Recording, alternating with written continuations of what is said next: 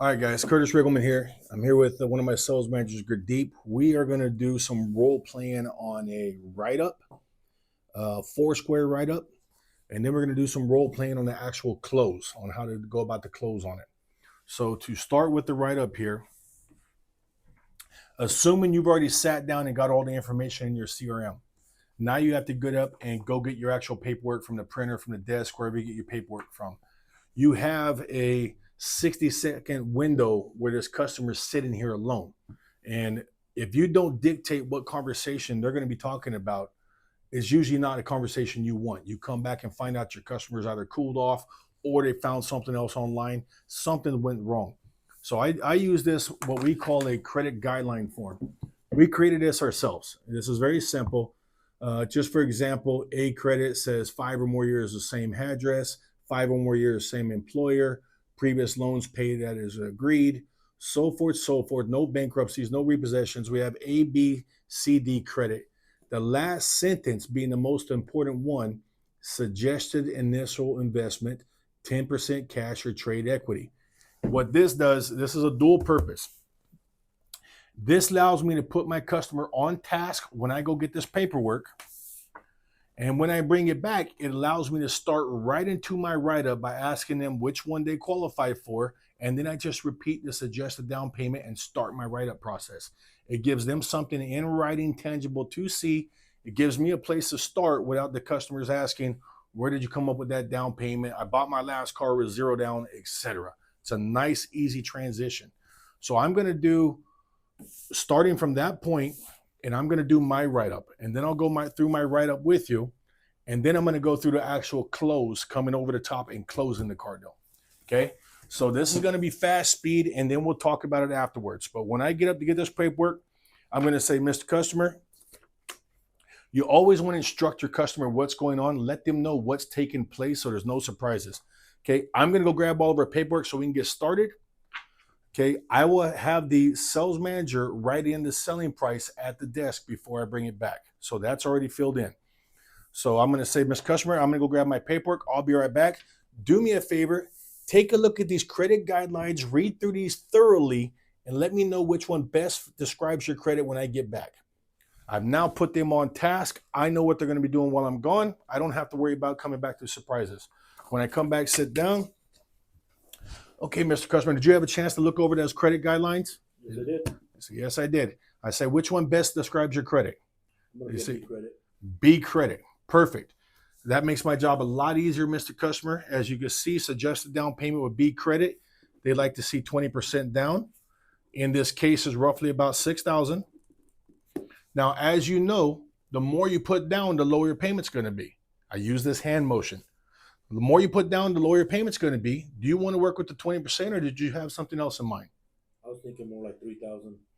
3,000.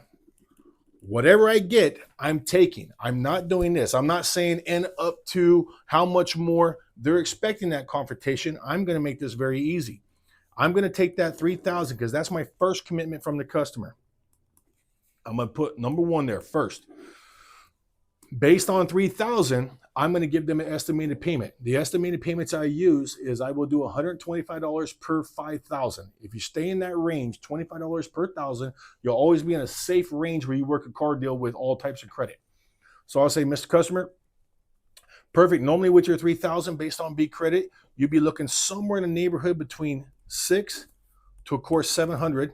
I give myself a $100 window, depending on term, rate, things like that. Is that the payment you had in mind?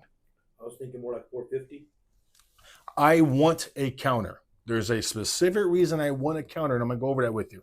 Okay, so you're thinking more like 450, Mr. Customer? Yes. There's my first commitment on a payment. My second commitment total, but my first commitment on a payment. So there's 1 and 1.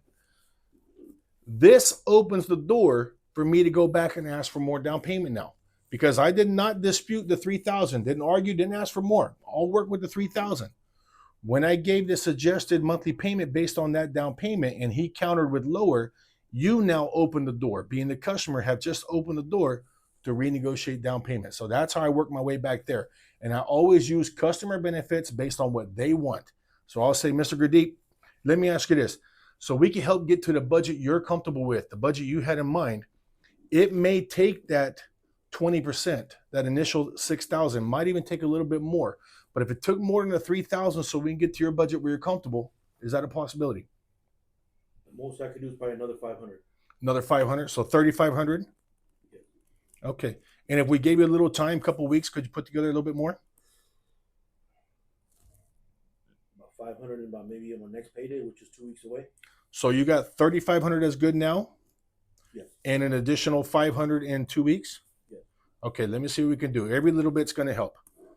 There's my second commitment on my down payment. I'm done with down payment. I will not talk about that again. Now I'm going to show the customer that's an additional $1,000, which is going to be about $20, $25 in payment. I'm going to show the customer what that would do to the original $600 to $700 I quoted, and that's how I'm going to get my second bump here on my monthly payment. So I'm going to say, now, Mr. Gurdeep, every little bit is going to help for sure. That initial extra 1,000 would usually put me about $575 to about $675. Now, I know in a perfect world you wanted to be about $450. If we needed some help to make this thing work for you, what would be the absolute max? $450, and I'll use this rainbow shape here. I'll say, Mr. Customer, what would be the absolute max? $450 up to what? Just don't go over 500. So no more than 5. No more than 500. So $450 with a 5 max. That's it. Now I've got my second commitment. When I do this, these bumps are usually $50, oftentimes $100 at a time. I'm not sitting there negotiating $10, $15 at a time. So now I got my second commitment there, and now I'm done. I got one commitment here, rolled it over, got my first commitment there, came back, picked up another grand, picked up another $50 right here. Now at these numbers right here, for anybody that's been doing this for a while, you already know with $4,000 down and $500 a month on a $30,000 car, you're already on top of a car deal. But now I have to create that resistance. If this is too easy, my customers will backpedal. So here's the trick. If somebody believes you got a bad deal, they're just going to leave. If they believe what you're offering is a fair or good deal, they're going to want some time to think about it because they want to also shop around because they're not afraid of losing that. They expect a good deal when they buy a car anyway. I have to move this customer into fear of loss. If they believe the deal I'm offering them may not be available again later, then they want to move forward right now. They want to take advantage of that because they're afraid of losing what's in front of them. I have to create fear of loss. And I do that through this setup here of going through my commitment right here. So everything I say, I also write. It's important to write and talk at the same time. 65% of our customers are visuals, 30% are auditorial. If I'm writing and talking, I'm talking to 95% of my clientele. Okay. So what I'm going to do here is I'm going to say, Mr. Gurdeep, I'm going to go talk to my boss. I'm going to let them know I will buy and drive at offer. Now, keep in mind, Mr. Gurdeep, this is just an offer. It does not mean it's going to work, but I promise you, nobody's going to work harder for you than I will. Then I flip this around and I hand that over to them. Let me get your initial right there and I'll go to work.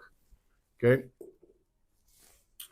On my way out the door, I'll plant the seed one more time. Guys, I'm going to go work hard for you. Cross your fingers.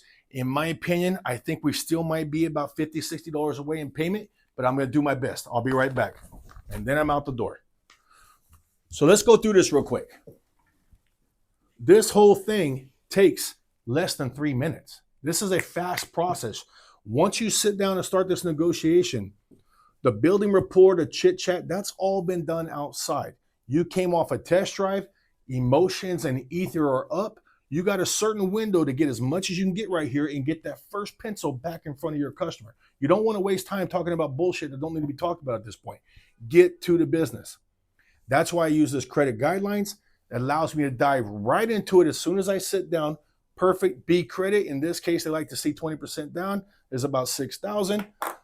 I make the suggestion as if everyone puts 20% down. Did you want to put more? I'll say, now, of course, you know, the more you put down, the lower your payment's going to be.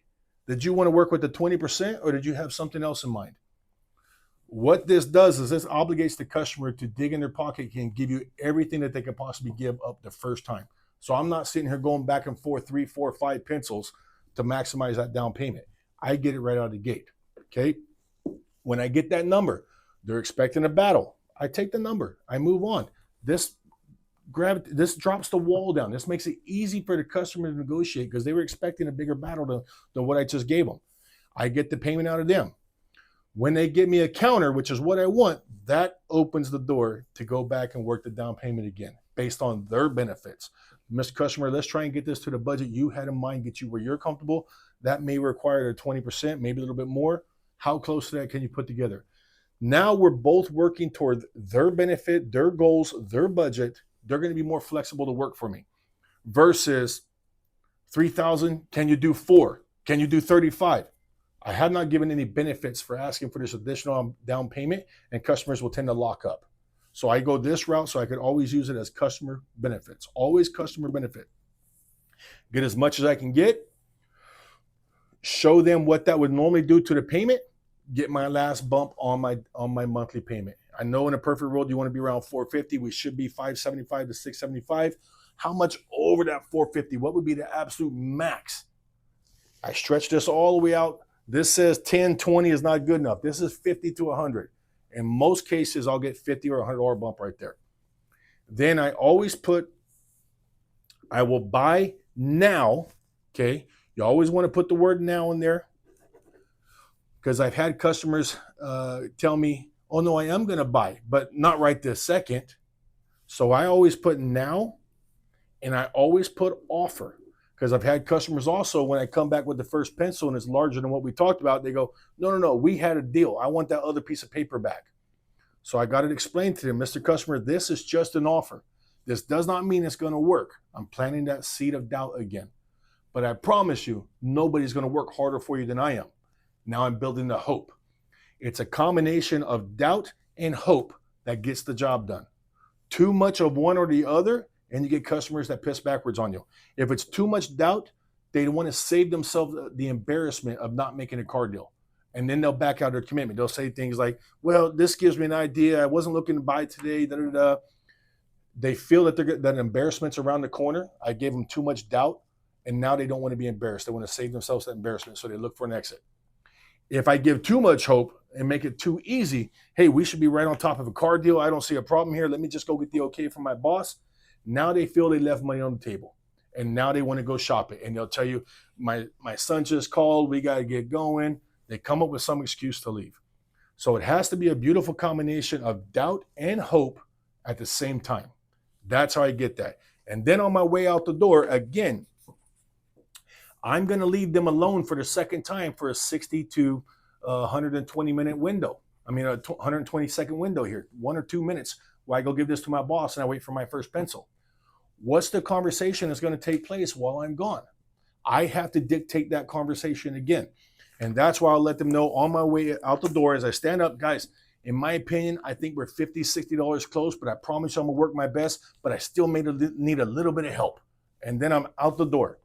Because now I know what they're discussing amongst themselves. Even if it's someone that's by themselves, they're playing this through their head. They're thinking about how much of that $50 or $60 they can close that gap now. They're already rebudgeting. They've now moved off that 500. I just don't know how much they moved off that until I come back and present the pencil. But that's what they're negotiating with themselves. How much over that 500 can I do? These setups make my job so much easier. It's all about the setups. Lastly, before I get off this, when I come and sit down and I go directly into the credit guidelines, hey, did you have a chance to look over that? Which one fits you best? So forth. They give me a B, C, D. I start right into my thing. Again, visuals, auditorials. I write and I talk at the same time. I use circles. I use lines. There's a specific reason I do that. If I can do this right here, talk and use my penmanship to keep your attention exactly where I want it. As you're looking at this video right now, you're probably following my pen. And that's exactly what I want. Because I keep all my negotiation below this point of the sheet.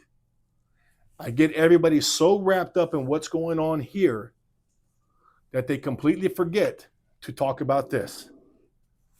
9 out of 10 times, my customers forget there was ever even a selling price right there. Even though I got it in marker, bold, easy to see. We get so wrapped up in what's going on here, their game plan completely went out the window, and they just focus on this. It's fast, it's easy, it's efficient. if you practice and work this correctly. Okay. Now,